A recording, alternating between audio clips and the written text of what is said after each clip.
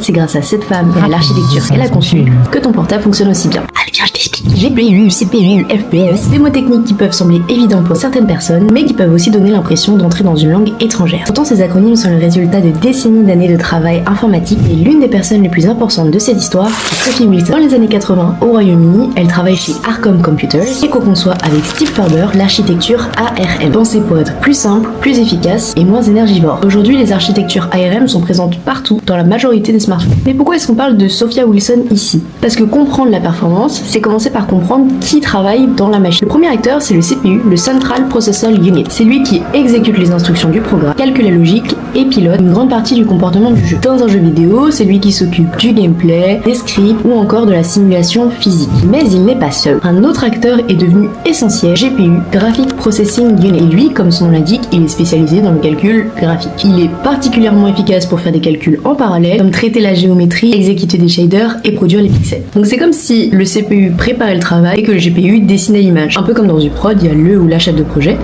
et les petites mains. Mais encore une fois, on l'a vu, tout doit se faire dans un temps extrêmement court. Et c'est là qu'intervient une autre notion, le FPS, frame per second, c'est-à-dire le nombre d'images affichées par seconde. Aujourd'hui, on est souvent sur du 30, 60, voire 120 FPS pour des écrans plus rapides. Donc si un jeu affiche 30 images par seconde, il y a environ 33 millisecondes pour produire une image. Et pendant ce laps de temps, on a le CPU et le GPU qui font leur petit travail. Et donc rebelote, si on est en retard, on respecte plus le budget.